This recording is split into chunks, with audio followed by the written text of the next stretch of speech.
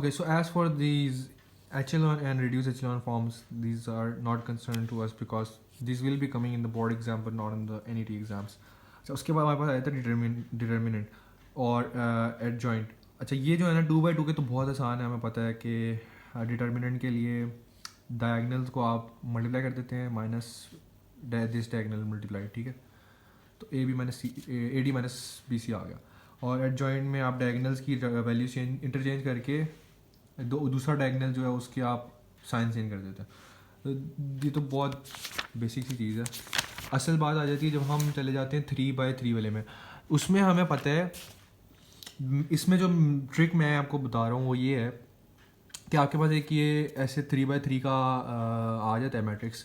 तो आपको सिर्फ फर्स्ट 3 को सॉल्व करना है और आपके पास आपका आ जाएगा डिटर्मिनेंट. ठीक है, वो ऐसे है आपके कि first you pick this number 5 and you cancel out all of these.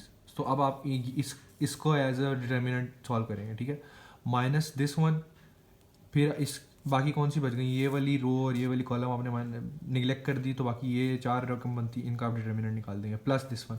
अच्छा, आपको याद होगा कि हमने मेजर्स और माइनर्स में पढ़े हुए हैं. तो माइनर्स वाले आपने ये निकालने हो तो ये यूँ ही जिसका आपने अगर इस प्लेस का आपने माइनर निकालना है तो आप ये रो और ये कॉलम करके ये डिटर्मिनेंट निकाल लेते हैं. ये बेसिकली A1 है, A11. ठीक है, ये छोटा स्मॉल A11 है और ये कैपिटल A1 है. तो हम बेसिकली सिर्फ कैपिटल A1 और small A11 minus capital A12 small A12 इनको सिर्फ एक रो को यूज सॉल्व करके हम अपना डिटर्मिनेंट निकाल सकते हैं.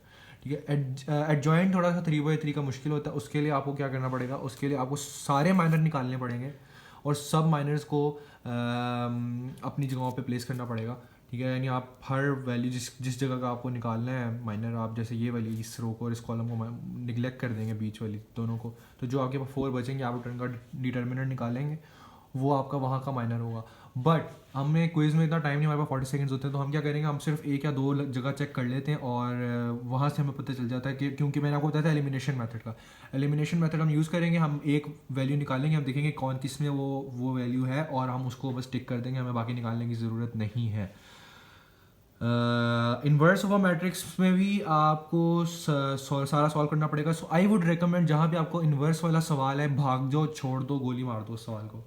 ठीक है, क्योंकि उसके अंदर बेसिकली आपको करना क्या पड़ता है, उसमें आपको एडजॉइंट ओवर डिटर्मिनेंट तो मैंने आपको बता दिया है, बड़े सिंपल से, सिर्फ आपको एक रो सॉल्व करनी होती है. मसला आ जाता है एडजॉइंट में. अब यहाँ पे आपको एडजॉइंट पूरा का पूरा चाहिए होता है. ठीक है, तो अगेन हम सॉल्व तो कर सकते हैं.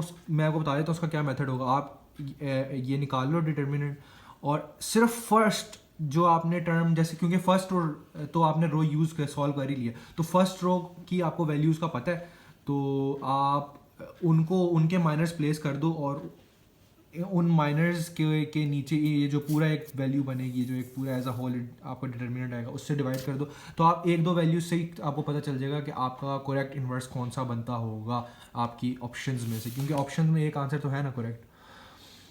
फिर आगे बात आते हैं सिंगुलर मैट्रिक्स. वो होते हैं जिनका डिटर्मिनेंट 0 होता है, तो आपको पता होगा. नॉन सिंगुलर वो होते हैं जिनका 0 नहीं होता. दीज आर वेरी हैंडी जब आपको उन्होंने बीच में से कोई वैल्यू मिस करा के देनी हो, जैसे कि ये वाला है सवाल. I took the liberty to solve it. It's very easy. Again हमने जस्ट माइनर्स 3 सॉल्व किए, उनको अपने मेजर्स के साथ प्लस, लाइक फर्स्ट A11 जो होता है वो प्लस में आता है, जो दूसरी A12 वाले हैं वो माइनस के साथ आएंगे और अगेन A13 वाले दोबारा प्लस के साथ आएंगे. आपको पता होना चाहिए जब हम सेकेंड रो में आ जाते होते हैं, अगर आपको गलती से कभी माइनस सॉल्व करना पड़ जाए, जैसे बोर्ड में भी आएगा, तो ये वाले माइनस के साथ आते हैं, माइनस प्लस माइनस. ठीक है, ऊपर वाले प्लस माइनस प्लस होते हैं, नीचे वाले माइनस प्लस माइनस होते हैं, फिर प्लस माइनस प्लस होते हैं. ठीक है, इस तरह आते होते हैं. लेकिन ऑब्वियसली ये तो हम इस वक्त एनईटी की तैयारी कर रहे हैं, तो हमें जस्ट पहली रकम ही ज़्यादा से ज़्यादा निकालनी पड़ेगी और आप वहीं से आप एलिमिनेशन मेथड यूज़ करके आपको एक नज़र आ जाएगा, आप उसको कंपेयर करें अपने आंसर्स के साथ, ऑप्शंस के साथ, तो आप सॉल्व कर लेंगे. यहाँ पे आप देखें अपनी पहली रो को सॉल्व करेंगे और सेकेंड रो को आप सॉल्व करेंगे, क्योंकि हमारा सेकेंड रो के अंदर है, तो हमारा इसमें से आंसर आ जाएगा. ठीक है, हमने डिटर्मिनेंट निकाला, डिटर्मिनेंट की हमें वैल्यू पता थी और उस वैल्यू को हमने यूज़ करके अपना लैम्डा निकाल लिया. ठीक है, आगे आपको और किस किस्म के सवाल आ सकते हैं मैं आपको बता देता हूँ। वो आपको पूछ सकते हैं, लाइक वो आपको थोड़ा सा कंफ्यूज करने वाले सवाल देंगे, जैसे कि ये मैं आपको बताता हूँ। एक्स एक मैट्रिक्स है जिसके अंदर L rows and M columns है, और वाई एक मैट्रिक्स है जिसके अंदर एम रोज और एन कॉलम्स है। मैंने आपको बताया था रूल ऑफ मल्टीप्लिकेशन ये होता है कि पहले वाले मैट्रिक्स की कॉलम और दूसरे वाले मैट्रिक्स की रो सेम होनी चाहिए। अब आपको उन्होंने पूछा हुआ है देन द प्रोडक्ट इज, ठीक है। अब आप यहाँ पे गलती क्यों करेंगे, क्योंकि आप ध्यान से नहीं देखेंगे कि यहाँ पे उन्होंने पूछा हुआ है प्रोडक्ट ऑफ वाई एक्स, ठीक है। इसका मतलब है अब आपका पहला मैट्रिक्स ये हो गया, तो इसकी कॉलम एन और उसकी कॉलम उसकी रोज जो है वो सेम नहीं है, they are in fact not same. तो इसका आंसर होगा कैन नॉट बी मल्टीप्लाई। अगर हम एक्स मल्टीप्लाई वाई कर रहे होते तो ये बिल्कुल सवाल हो जाता है। तो इस तरह की छोटी छोटी चीज़ों के लिए आपको ध्यान से रहना पड़ेगा। और मैं आपको कुछ चीज़ें दिखाता हूँ। फिर आपके पास सवाल आ जाते हैं समथिंग लाइक दीज। वो आपसे कहेंगे कि ये एक सवाल है, मैट्रिक्स है जिसका हमने डिटर्मिनेंट लेना है, आपको वो पूछ रहे हैं इनमें से और कौन सा मैट्रिक्स है जिसका सेम डिटर्मिनेंट बनता होगा। ओके, सो इसमें मैं आपको बहुत इजी करके बताऊंगा। आपको सिर्फ फर्स्ट A11 वाली वैल्यू सॉल्व करनी है, ठीक है, स्मॉल A11। ये आप इसको कट आउट कर देंगे तो 3 2 6 और माइनस इंटू ये 1 बन जाएगा, ठीक है, माइनस इंटू -1 +1 हो जाएगा। तो डिटर्मिनेंट आपका आ गया ये 7, राइट। मेजर A1 को छोड़ दें, जब हम स्मॉल A1 निकाल रहे हैं, ठीक है।